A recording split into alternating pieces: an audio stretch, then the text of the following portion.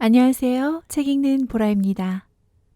오늘은 조반니 보카치오의 데카메론 중에서 세 번째 날, 아홉 번째 이야기 읽어드리겠습니다. 세 번째 날, 아홉 번째 이야기. 네르보나 출신의 질레타는 프랑스 왕의 누공을 고쳐주고 로실리오네 출신의 벨트라모를 남편으로 요구합니다. 네르보나는 프랑스어로 나르본, 프랑스 남부지방 리옹 지방의 도시입니다. 로실리오네는 프랑스어로는 루시옹, 프랑스 랑그토크 루시옹 지역에 해당합니다. 그러나 벨트라모는 자기 의사와 달리 결혼을 강요당한 데 화가 나서 피렌체로 떠나버립니다.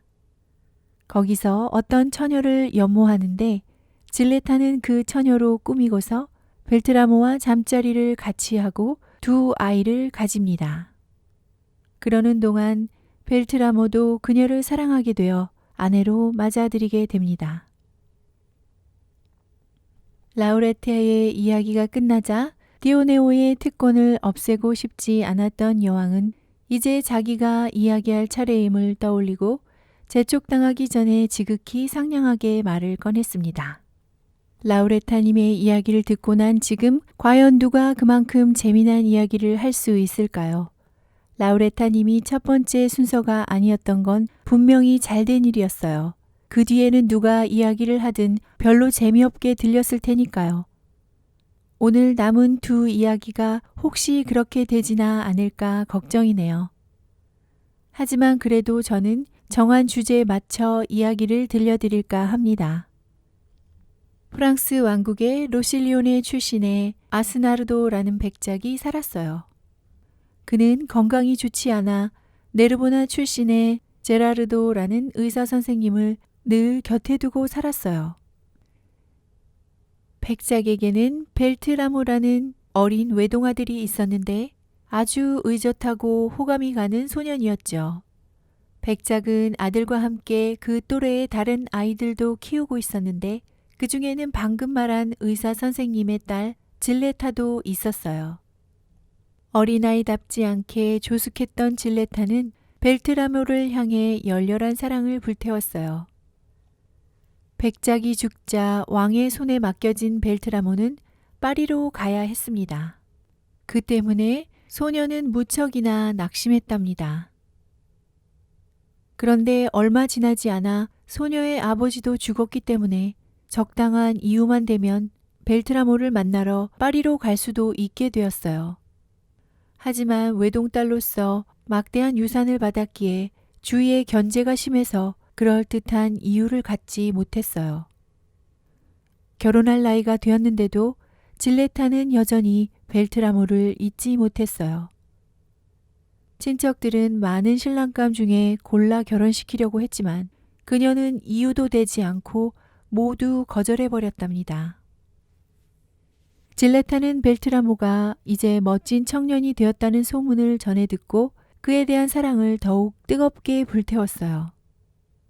그 즈음 그녀는 프랑스 왕의 가슴에 생긴 종기가 잘 치료되지 않아 누공이 되었고 그로 인해 왕이 큰 괴로움과 불안에 시달린다는 소문을 듣게 되었어요.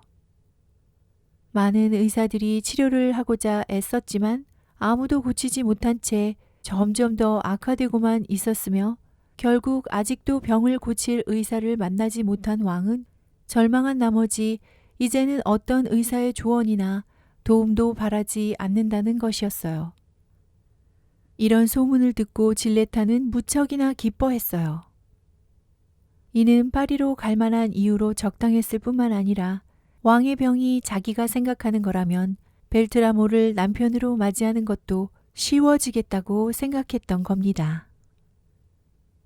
그녀는 전에 아버지에게 배운 지식을 활용하여 그 병에 잘 들을 만한 약초로 가루약을 만들어 말을 타고 파리로 갔습니다. 파리에 도착해서 오로지 벨트라모를 보고 싶은 마음뿐이었지만 그 길로 왕을 아련하고는 공손하게 그 환부를 보여달라고 요청했어요. 왕은 어여쁜 처녀의 모습을 보고 거절하지 못하고 환부를 보여주었답니다. 질레타는 환부를 보더니 틀림없이 고칠 수 있겠다는 확신이 들었어요. 전하, 허락해 주신다면 하느님의 가호로 어떤 괴로움이나 통증도 없이 이 환부를 여드레 안에 온전하게 돌려놓겠습니다. 왕은 처녀의 말을 비웃으며 생각했어요. 세상에 온갖 명의들이 고치지 못한 것을 그대 같은 젊은 처자가 어찌 고칠 수 있겠단 말인가.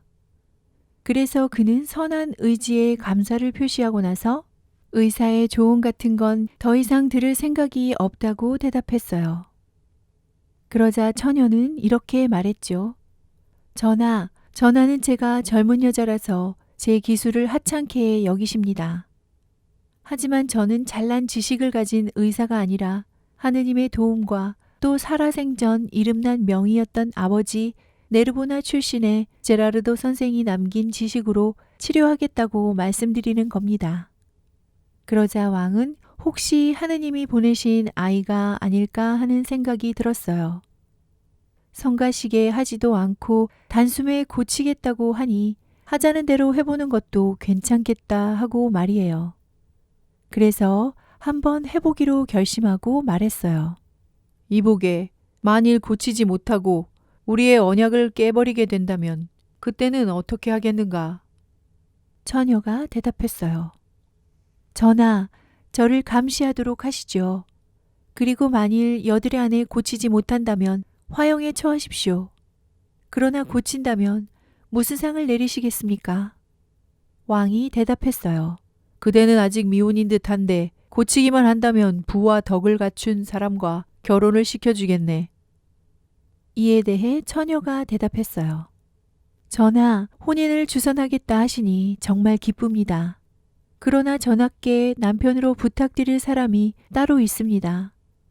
그렇다고 왕자들이나 왕족을 원하는 것은 전혀 아닙니다. 왕은 즉각 부탁을 들어주겠다고 약속했어요. 처녀는 치료를 시작했고 왕은 약속한 기간보다 빨리 건강을 회복했죠. 왕은 병이 나은 것을 느끼고 이렇게 말했어요. 여봐라, 그대는 남편을 제대로 얻었구나. 처녀의 대답은 이랬어요. 전하, 저는 말씀대로 로실리오네 출신의 벨트라모를 얻었습니다. 실은 어릴 때부터 그분을 사랑하기 시작하여 그 후에도 줄곧 그분만을 사랑했습니다. 왕은 그를 그녀에게 주는 것이 가벼운 일은 아니라고 생각하면서도 일단 약속을 한 터이고 왕으로서의 권위도 잃고 싶지 않아 벨트라모를 불러 이렇게 말했어요. 벨트라모, 그대는 이제 성인이 되어 큰 사람이 됐다. 이제 그대의 영지로 돌아가 그곳을 다스리기 바란다. 그러니 그대에게 아내로 주는 처녀를 데려가도록 하라. 벨트라모가 말했어요. 그 처녀란 누구인지요, 전하? 손수 만든 약으로 나를 치료하여 건강하게 만들어준 처녀이다.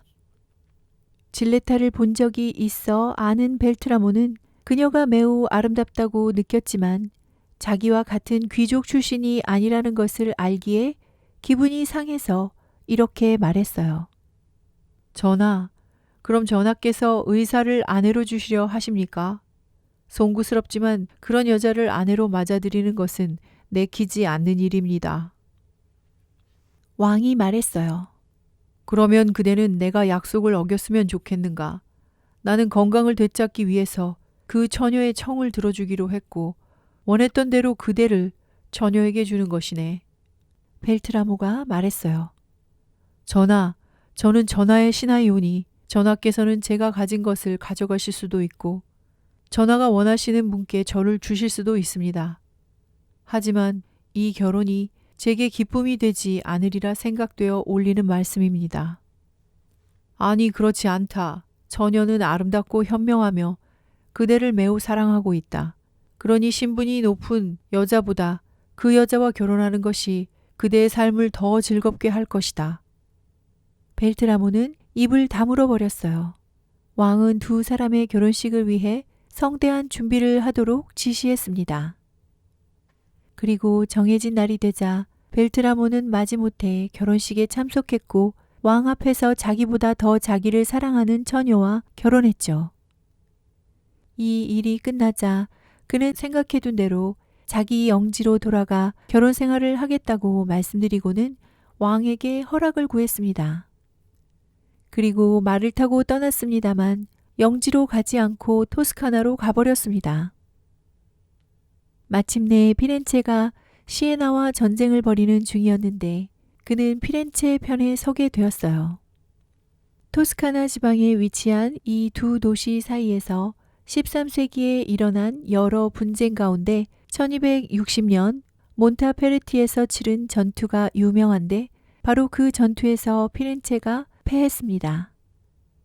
그러나 적대적인 두 도시 사이에서 일어난 분쟁은 굵직한 것만 들어도 1228년, 1235년, 1254년, 1268년 등 여러 건이기 때문에 본문의 분쟁이 그중 어느 것인지는 확실치 않습니다. 피렌체에서 열렬한 환영을 받은 그는 상당수의 부하를 거느린 대장의 영예를 누리고 많은 급여까지 받으면서 그들을 위해 일해 주었고 그렇게 오랫동안 피렌체에 머물렀어요. 새 신부가 그런 처사에 만족할 리 없었죠.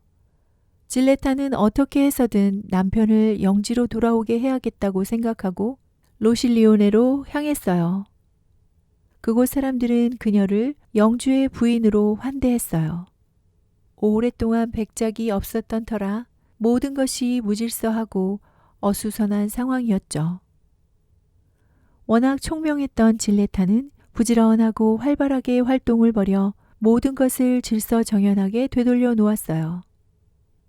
그러자 백성들은 매우 기뻐했고 그녀에게 깊은 신뢰와 사랑을 품게 됐어요. 이런 부인을 탐탁지 않게 여기는 백작을 무척이나 비난할 정도였죠. 부인은 영지의 모든 것을 정비해 놓고 나서 기사 둘을 보내 백작에게 이를 보고하게 했어요. 자기 때문에 영지로 돌아오지 않는 것인지 알려달라며 만일 그렇다면 자기가 떠나겠다고 전하게 했습니다. 그러자 백작은 기사들에게 냉정하게 말했어요. 그 일에 관해서라면 그 사람 마음대로 하라고 하게. 나는 그 사람이 이 반지를 손가락에 끼고 내 아이를 판에 안지 않는 이상 돌아가서 그 사람과 함께 살 생각이 없네. 백작에게는 한순간도 손에서 뺀 적이 없는 매우 값진 반지가 있었는데 이 반지가 자신이 하고자 하는 것을 다 들어주는 어떤 신비로운 힘을 가지고 있다고 믿었어요. 기사들은 이 두 가지 조건이 무리한 것이고 거의 불가능한 일이라고 생각했어요. 그래서 자기들의 말로는 주인의 마음을 움직일 수가 없다고 판단하여 부인에게 돌아가 백작의 대답을 전해 주었습니다. 부인은 매우 괴로워하며 그 두 가지를 이룰 방법을 오랫동안 궁리했습니다. 결국에는 남편을 되찾기 위해 할 일들을 정리하고 난 다음 영지의 원로들과 식자들을 한데 모아서 자기가 백작의 사랑을 얻기 위해 그동안 무엇 했는지 그들에게 매우 논리정연하고 눈물 어린 말로 설명하고는 지금부터 자기가 하려는 일을 제시했습니다. 요컨대 자기가 여기 있는 한 남편은 영원히 방랑할 텐데 그것은 자기 뜻이 아니라는 것, 그러니 자기의 영혼의 구원을 위해서 순례자의 삶을 살면서 자선사업에 남는 생을 바치려 한다는 것이었습니다. 그리고 영지의 보호와 관리를 그들에게 부탁하고 재산은 고스란히 안전하게 백작에게 남겨둘 것이며 또한 자기는 절대로 로실리오네로 돌아오지 않겠다는 의지를 품은 채 떠났다고 전하게 했습니다. 그녀가 이런 말을 하는 동안 선량한 사람들은 한없이 눈물을 흘렸고 제발 생각을 바꿔 그곳에 남아달라고 수없이 애원했지만 아무 소용이 없었어요. 부인은 하느님께 그들의 가호를 빈 다음 순례자의 복장을 하고 하인과 하녀를 데리고 충분한 돈과 값비싼 보석을 지닌 채 길을 떠났어요. 아무에게도 어디로 간다고 알리지 않고서 말이죠. 그들은 피렌체에 도착할 때까지 쉬지도 않았습니다. 피렌체에 도착하자 마침 착한 과부가 운영하는 어느 조그마한 여관에 들었는데 거기서 부인은 남편의 소식을 듣고 싶은 마음을 품은 채 초라한 순례자의 모습으로 조용하게 머물렀어요. 그러다가 그 다음날 벨트라모가 말을 타고 동료와 함께 여관 앞을 지나가는 모습을 보았어요. 물론 자기 남편이라는 것을 쉽게 알아보았지만 시치미를 떼고서 사람 좋은 여관 주인 여자에게 저 사람이 누구냐고 물었습니다. 여관 주인은 이렇게 대답했어요. 저분은 벨트라모 백작이라는 외국인 귀족입니다. 친절하고 공손해서 이 도시 사람들이 모두 좋아하죠. 그런데 근처에 사는 처녀한테 흠뻑 빠져 있답니다. 귀족 출신이지만 가난한 여자예요. 더없이 정숙한 처녀인데도 가난해서 결혼을 못하고 어머니와 함께 살고 있는데 어쨌든 총명하고 선량한 여자입니다. 아마 그 어머니만 아니었으면 벌써 저 백작의 뜻대로 됐을 거예요. 백작 부인은 이 말을 귀 기울여 들었어요. 그리고 극히 세부적으로 조사하고 일체의 사정을 속속들이 이해하고 나서 계획을 구상했어요. 부인은 백작이 사랑한다는 그 여자와 어머니의 이름과 집을 알아내서 어느 날 살며시 순례자의 차림으로 그 집을 찾아갔습니다. 가서 보니 어머니나 딸이나 매우 궁핍해 보였는데 인사를 하고서 어머니에게 괜찮으시면 얘기를 좀 하자고 말했어요. 어머니는 일어나서 무슨 얘긴지 들을 준비가 됐다고 말했죠. 혼자서 어머니 방으로 들어간 백작 부인은 어머니와 마주 앉아 얘기를 꺼냈어요. 부인도 저처럼 불운하신 것 같군요. 하지만 부인께서 원하신다면 다행히도 부인이나 저나 행복해질 방법이 있습니다. 부인은 명예롭게 살고 싶을 뿐 특별히 원하는 것은 없다고 대답했어요. 그러자 백작 부인이 말을 이었어요. 먼저 신의를 걸고 약속해 주세요. 제가 부인을 믿는데 부인이 저를 배반하시면 부인이나 딸 그리고 저도 모든 걸 잃고 맙니다. 물론입니다. 뭐든지 원하시는 걸 말씀해 보세요. 결코 당신을 배반하는 일이 없을 거예요. 하고 어머니가 말했어요. 그래서 백작 부인은 처음 사랑에 빠진 시절부터 시작하여 자신의 신분과 그날까지 일어난 일들을 차분하게 들려주었어요. 어머니는 부인의 사연을 소문으로 들어 이미 대충 알았기 때문에 부인의 말을 믿고 동정하게 됐습니다. 백작 부인은 이어서 이렇게 말했어요. 저는 이렇게 불행한 처지에 있습니다만 방금 들으신 바와 같이 남편을 찾으려면 제가 두 가지를 가져야 합니다.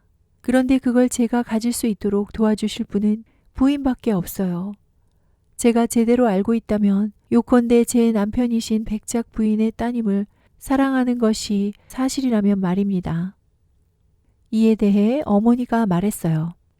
부인, 백작님이 우리 딸아이를 사랑하는지는 저도 잘 모르겠습니다만 눈치는 채고 있었어요.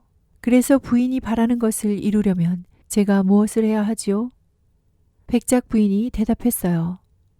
부인, 그걸 말씀드리려는 겁니다.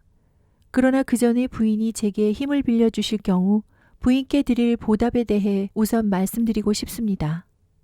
보니까 따님은 아름답고 결혼할 나이가 됐군요. 그런데 제가 듣기로는 그리고 추측해 보기에도 결혼 준비가 충분치 않아서 집에 잡아두시는 것 같아요. 실례인 줄은 알지만 부인께서 제게 힘을 빌려주신다면 그 사례로 따님을 남부럽지 않게 결혼시킬 만한 지참금을 이 자리에서 드릴까 합니다. 어머니는 공공했던 터라 이 제안에 마음이 끌렸지만 고귀한 마음에서 이렇게 말했어요. 부인, 제가 부인을 위해서 무엇을 할 수 있는지 말씀해 주세요. 명예로운 일이라면 기꺼이 하겠습니다. 그걸 제가 하고 나면 바라시는 대로 하실 수 있겠습니다. 그러자 백작 부인이 말했어요. 제가 바라는 것은 이렇습니다. 먼저 부인이 믿는 사람을 제 남편인 백작에게 보내세요. 그리고 겉으로 보이는 것처럼 백작께서 따님을 사랑한다는 것을 확신할 수 있게 해주면 따님은 백작이 바라는 바를 따를 준비가 되어 있다고 전하도록 해주세요. 그리고 백작이 무척이나 소중하게 여기는 반지가 있다고 들었는데 그 반지를 보내주시면 백작을 믿겠다고 전하게 하는 겁니다. 이야기에서 반지는 다른 이야기들처럼 세 번째 날, 일곱 번째 이야기, 열 번째 날, 아홉 번째 이야기 등 중세적 상징주의, 특히 첫 번째 날, 세 번째 이야기, 두 번째 날, 다섯 번째 이야기를 참조하세요. 중세적 상징주의에 친숙한 사물로서 문제 해결의 실마리이자 신원 확인의 도구로 표상이 됩니다. 그이가 반지를 보내거든 그걸 저에게 주세요. 그 후에 따님이 백작이 바라는 바를 따를 준비가 돼 있다고 전가를 보내는 겁니다. 그리고 그이를 은밀한 곳으로 오게 한 다음 따님 대신에 제가 몰래 그이 곁에서 자게 해주세요. 아마 하느님의 은총으로 저는 임신하게 될 겁니다. 그렇게 되면 저는 그이의 반지를 손에 끼고 그이의 아이를 팔에 안게 되니 남편을 되찾을 것이고 아내로서 남편과 함께 살게 될 것입니다. 다 부인 덕분이죠. 어머니는 혹시 딸에게 주문이라도 따를까 두려워 이 일이 마냥 크게만 느껴졌어요. 그러나 이처럼 훌륭한 부인이 자기 남편을 찾는 일을 돕고 선하고 올바른 마음에 의지해서 한다면 가치 있는 일이라는 생각이 들어 그렇게 하기로 약속했어요. 뿐만 아니라 며칠 이내로 백작 부인이 제시한 지침에 따라 비밀리에 일을 추진하여 반지를 손에 넣고 백작은 썩 내켜하지 않았지만요. 백작 부인을 딸 대신 백작과 함께 눕도록 교묘하게 처리했어요. 하느님의 뜻에 맞았던 걸까요? 백작이 열정적으로 수행한 그 첫 번째 결합에서 부인은 쌍둥이 사내아이를 잉태했어요. 처녀의 어머니는 단 한 번만이 아니라 여러 번 백작 부인을 남편의 품에 안기게 하여 기쁘게 해주었고 아주 비밀리에 추진하여 아무 말도 나가지 않았으며 백작은 아내가 아니라 자기가 사랑하는 처녀와 함께했다고 계속 믿었답니다. 백작은 아침이 되어 헤어질 때면 아름답고 비싼 보석들을 선물로 주었고 백작 부인은 이것들을 고이 간직했어요. 임신한 것을 알게 된 백작 부인은 이제 더 이상 처녀의 어머니를 귀찮게 하지 말아야겠다고 생각하여 이렇게 말했어요. 부인, 하느님과 부인 덕분에 저는 바라던 것을 이루었습니다. 그래서 이제는 제가 부인을 기쁘게 해드려야겠네요. 저는 이만 떠나기로 하겠습니다. 어머니는 부인이 만족한다면 자기도 기쁘다며 사례를 바래서가 아니라 좋은 일을 하고 싶어 했던 일이라고 말했어요. 백작 부인이 말했어요. 부인, 말씀에 감사드립니다. 저도 부인께 사례를 드리려는 것이 아닙니다. 다만 좋은 뜻으로 드리고자 하는 것입니다. 그렇게 해야만 할 것 같아요. 그래서 어머니는 참으로 부끄럽긴 했으나 꼭 필요했기에 딸의 결혼을 위해 100리라를 달라고 했습니다.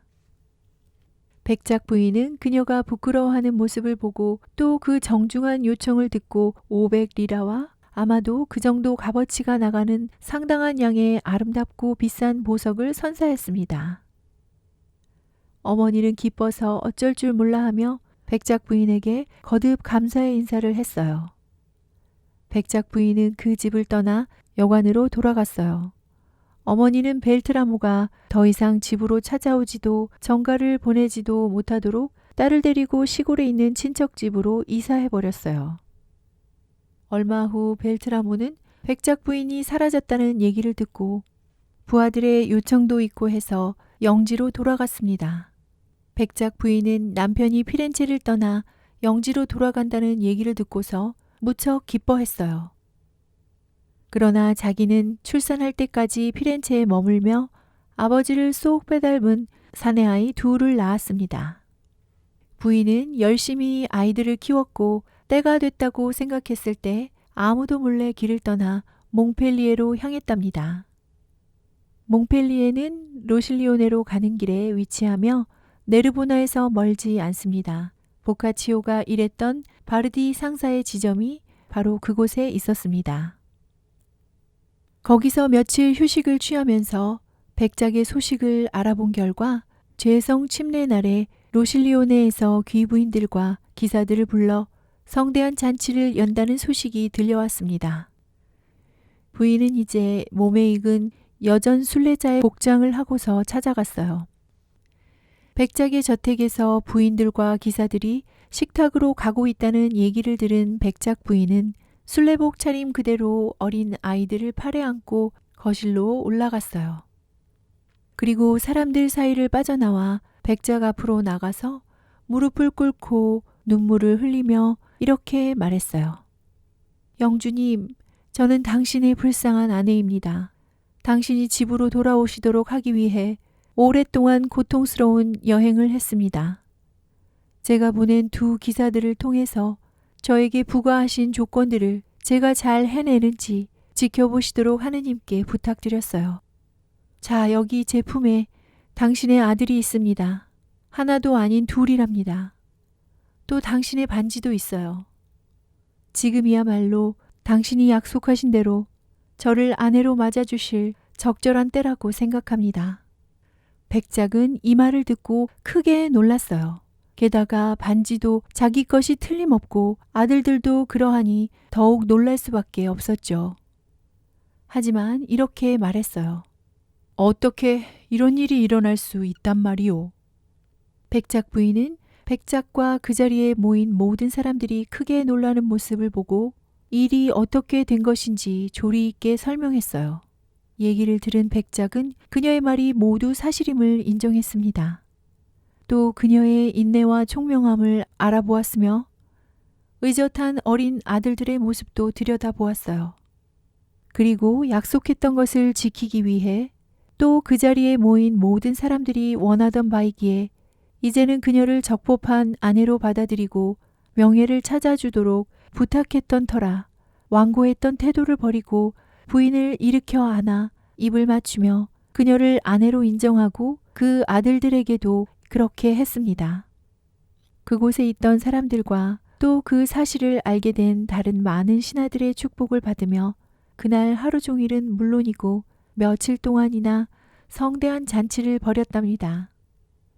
이리하여 그날 이후로는 백작 부인을 한결같이 자신의 신부이자 아내로 존경하고 사랑하며 알뜰하게 보살펴 주었다고 합니다. 여기까지 세 번째 날 9번째 이야기 들으셨습니다. 끝까지 함께 해주셔서 감사합니다. 책 읽는 보라였습니다. 오늘도 행복하세요.